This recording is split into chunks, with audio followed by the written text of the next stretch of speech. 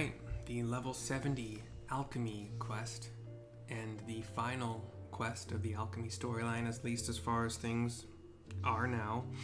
There are no more quests for jobs of any kind beyond 70, unless that job started at 70, or whatever. That's another thing. But this is called A Love Beyond Lifetimes, given to us by Popo Cooley, right outside of the warehouse where I guess we kind of had the blood trail led to. Here we go. Mercy, forgive me, Mercy. I've failed all of you. Ansobert has made his escape. By the time Seserukka arrived with the brass blades and we entered the warehouse, he was already gone. We kept watch and shifts after that, but he did not return. No doubt he was on to us. But the more we learn of our prey, the more likely we are to succeed in our hunt. Seserukka found a woman in the employ of Ansobert, an attendant. We've gotten word she is out to the market as we speak. Come with us. We mean to search for this attendant at the Sapphire Avenue Exchange.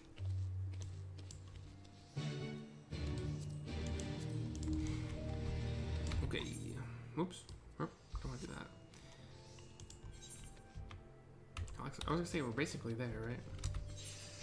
Oh. We can disenchant this. Wait. That's not... desynthesize is the right word. See, I have the HQ version. Persimmon lumber? You don't say. Hardly knew her. What is this quest?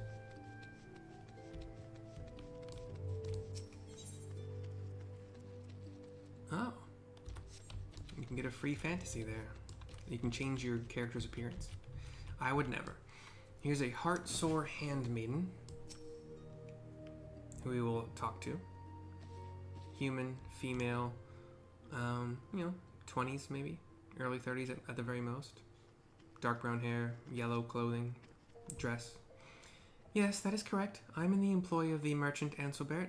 May I inquire as to what business this is about? We've reason to believe your master is involved in a murder. Tell us, have you noticed anything strange about him or his estate of late? Master Ansobert? Well, now that you mention it, there was another young lady who began work as his attendant around the same time as myself, but one day, with not word of any sort, she simply up and vanished. I never saw her come to work again after that. Master Ansobert claims she was stealing valuables from his home, and that he had no choice but to discharge her, but I grew to know her in the time we spent together. She never would have done such a thing. Trying to get a good angle here. I came to hear a rumor not long after. People say that Master Ansobert only hires as his attendants women of humble means, and I confess at times I find his gazes quite discomforting. It's all right. You're safe now, but I must ask, will you come with us to Araleg's burial chamber? There is something we need to know, and only you can tell us. If it will in some way help you to learn what happened to that girl, then yes, I will follow wherever you ask.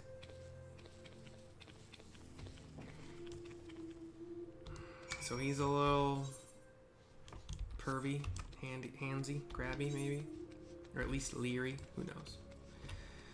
The Thaumaturge's Guild is the closest Ethernet. What are you doing? You look kind of like an NPC I talked to. You look like somebody I know.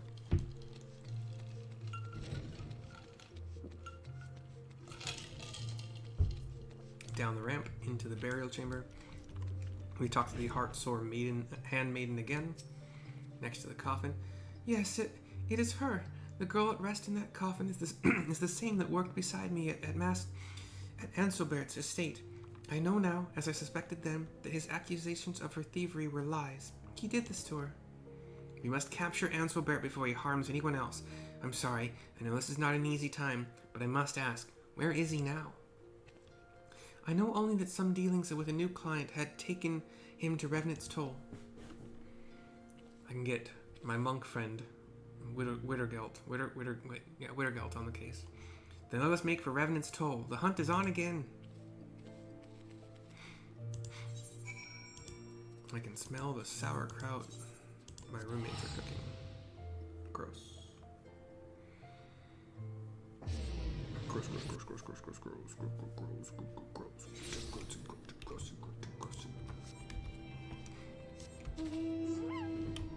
fly a little bit. We fly to the north. And we find inside kind of like this place has a stairway and some rooms for people to sell their wares or craft them and such. Here's Popo Cooley to continue. Seserukka right by his side. He'll come here before long. We need only wait. Make ready to show Ansobert the vengeance of the dead. Cutscene.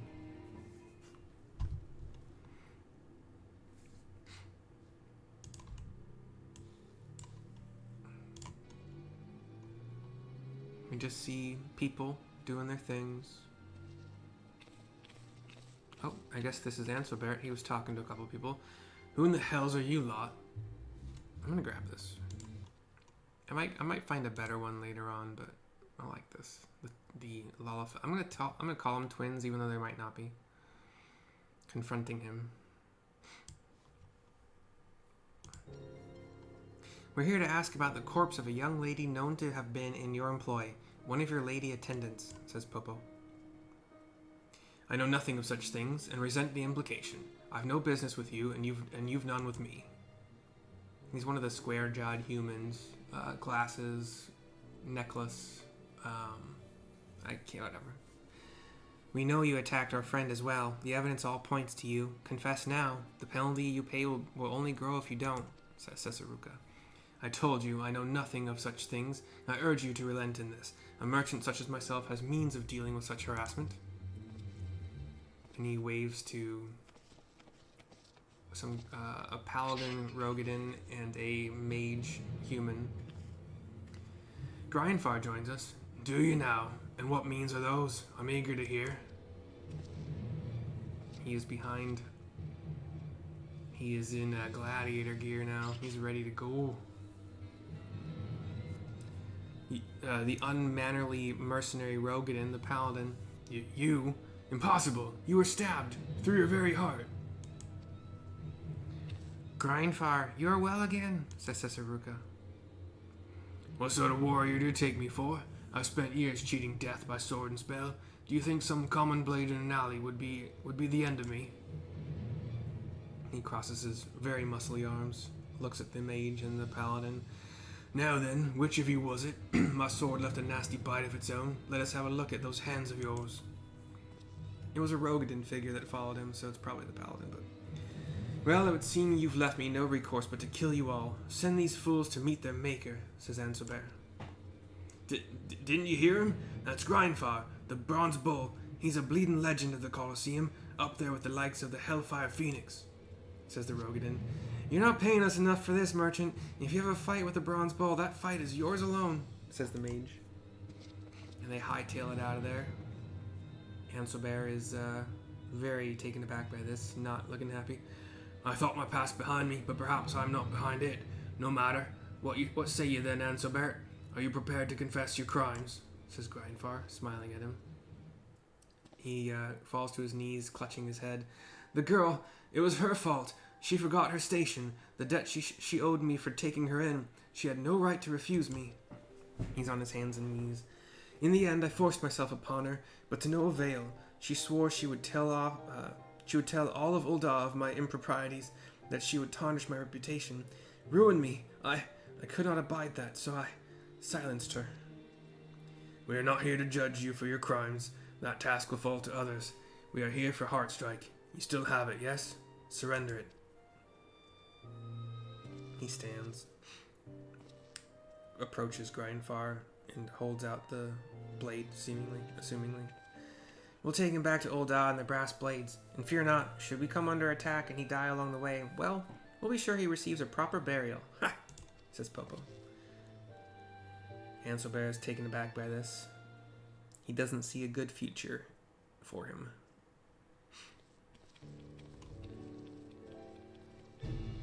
Cutscene transitions to the Lalafells taking Ansobert away.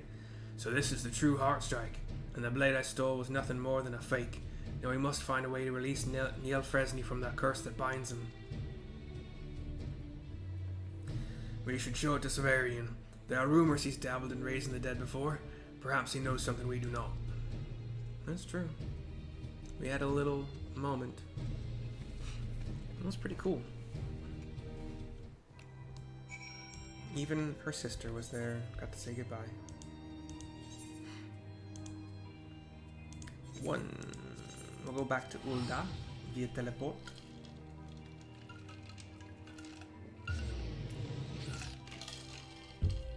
Teleport.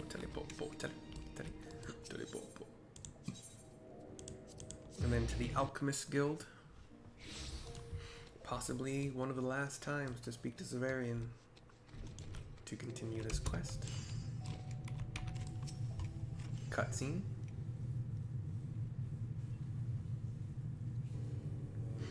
I explain why I'm here. He turns to me. Joining us is Grindfar and Philemine. Grindfar hands him or places something on his desk. We must find a way to break the curse of this blade. Severian looks at it. It's just a dagger, really, or a very, very, very short sword with a ruby gem in the hilt, or in the handle. Yeah. It does look like a very short sword, like a Lalafel's short sword. Well, what a most pleasant surprise. I heard a horde approaching and thought I'd be inconvenienced by some daft clientele. Ah, now this is a rare treat indeed. Heartstrike, I presume? He examines it.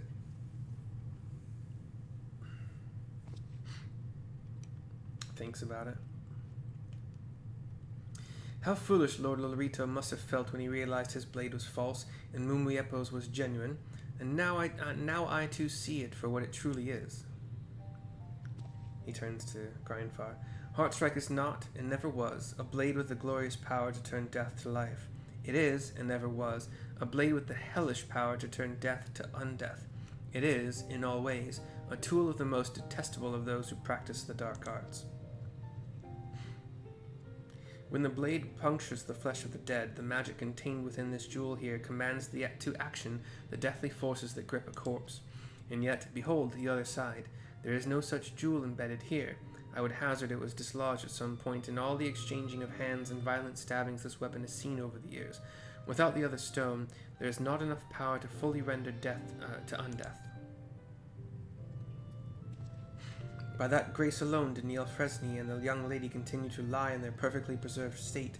Had both stones remained, they would have risen as monsters, not as they were known in life, and not truly living.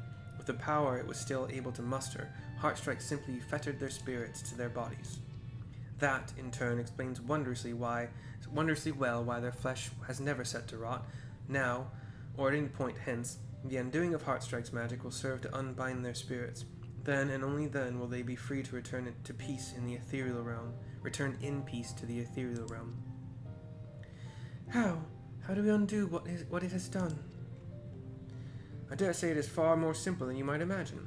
You need only destroy the source of the magic.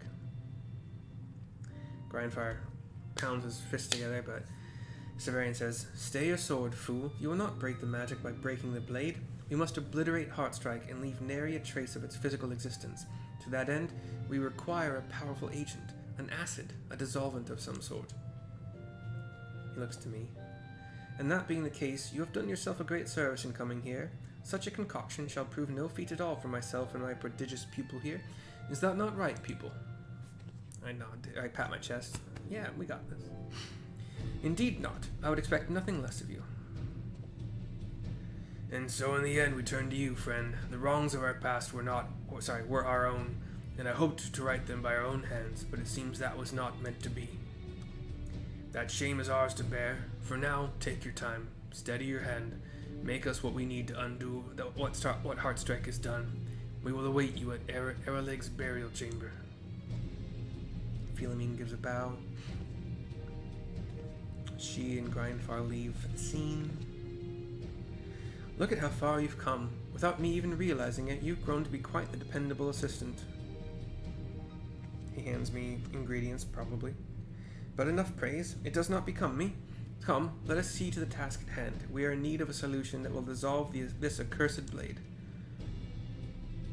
I nod. The scene ends. We have our ingredients. We'll pop over to potent dissolvent here in the special recipes, class quests. Yeah. Not too hard to make. We'll do a muscle memory to start. Like, the quality needed is much less than some of the things I'm used to. Can we do this? 411 so far with a muscle memory. Another basic synth will get us, yeah. Was that 39? So we'll be sitting at 739 after this. We do have to HQ it. Cool. So, innovation rotation. Using a proc for precise touch if we get a proc. If not, we just do basic, standard, advanced, and then back to basic, unless we have enough. We don't have enough. Another basic. And we can cap. Oh, yeah. Actually, can we? I need 300.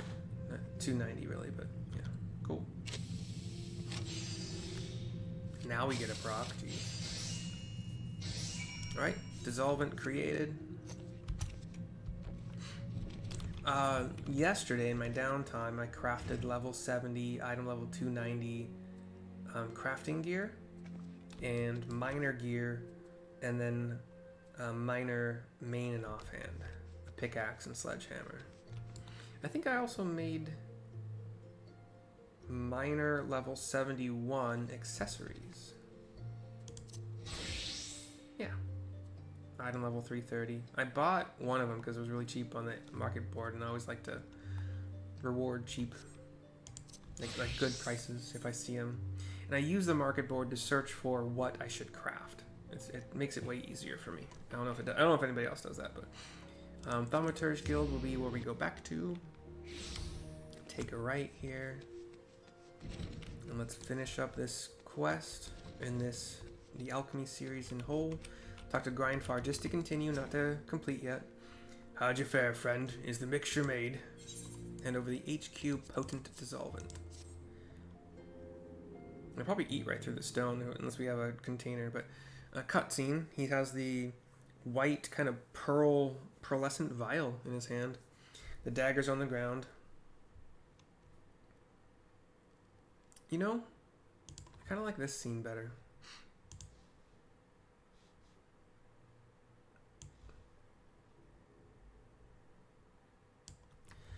Let us put this to the test, then. He kneels in front of the blade.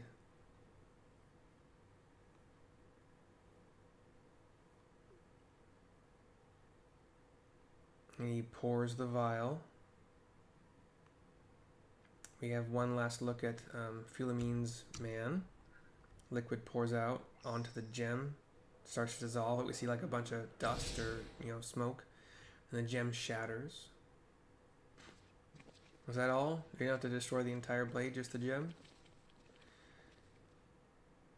We look at both corpses. Philommene's man glows. The young lady also glows. The motes of light dance up from their bodies. She glows very strongly. And she's gone entirely. Her body has entirely disappeared. She's joined the ether flow, I guess. Philommene watches as her man does the same. Becomes ether.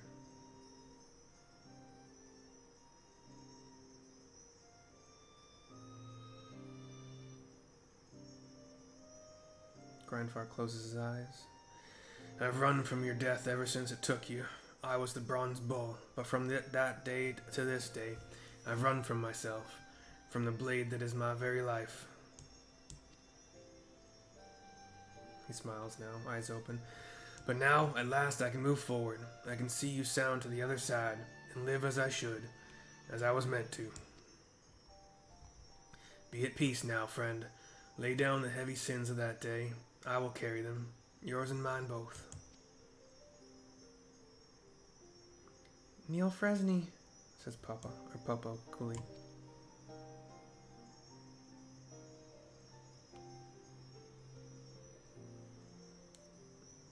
Niel, says Philommene. Just watch, like their motes are kind of hovering in a sphere, but like kind of like a cloud sphere. And we do for now see like the spirit of Niel looking at Philomene. She's looking back. This is it then. The end. The very end.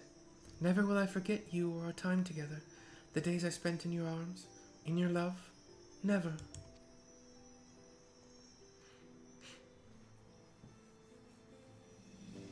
The young handmaiden makes a sign for like a prayer in front of the other girl, the spirit of the other girl. The Elzen, I don't remember what part he took in all this, but there was an Elzen that we've met in this quest line who was outside, unseen by anybody, but he is also kind of mourning. I love you, my sweet. Then, now, always, says Philomene. God, the samurai quest got me all choked up, and this quest got me all choked up. Farewell, my darling Niel.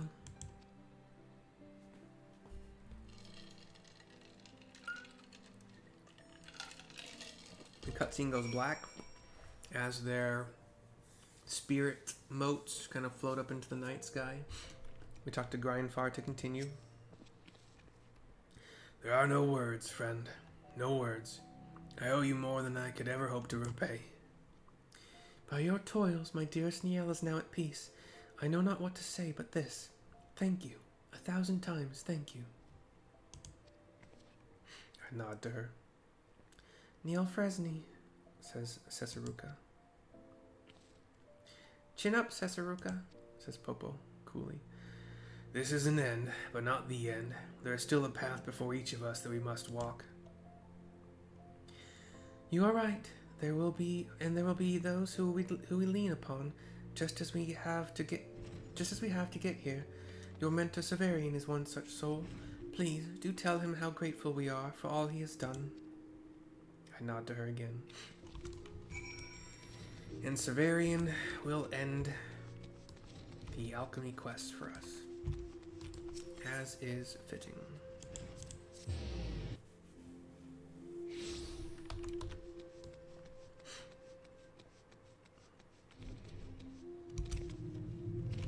Back to the guild, to Severian for the turn-in. Welcome back, my intrepid cadet. Tell me, did all go well? Is heart strike no more? I nod. Then your dissolvent did as dissolvents do. That is good. I am eager to move on to our next lesson. I put to you, a fledgling yet great alchemical mind, this quandary. Should you be faced with the death of one whom you loved more than life itself, and had at your means the method to resurrect him or her, would you?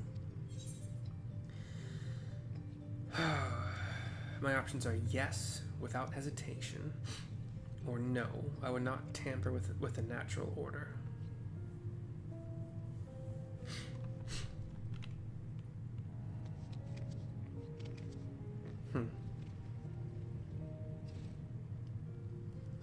If I was absolutely certain there was no like genie kind of switcheroo thing where they grant the wish but they don't grant it the way you want it. If I was absolutely certain there were no negative consequences or side effects of doing so, like they would come back exactly as I knew them, exactly like they were who they were before death. I don't know. But for this quest, I will answer, no, I would not tamper with the natural order. I don't know, though. Then you and I are very different people indeed. You are far braver and far more noble. I venture that you, as most, know the pain of losing someone very dear to you. There are those who would do anything to bring back those they held torturingly and unyieldingly dear. Were the path to do so presented to them, many would find the temptation to tread it too great to resist. And I dare say I must count myself among their number. I did what I could to undo the death of my beloved, yet in the end her breast never swelled with a breath of life again. We were able to say our farewells, however, and for that I consider myself blessed. In the face of such loss, we can do naught but confront our own weakness and carry on with our lives. That act itself is a central pillar of this miracle we call life. I nod to him. Well, enough of this heartstrike business. It is done and behind us, and while we busied ourselves with it, many chores have amassed at the frontistery. There is much to be done. He turns back to his table.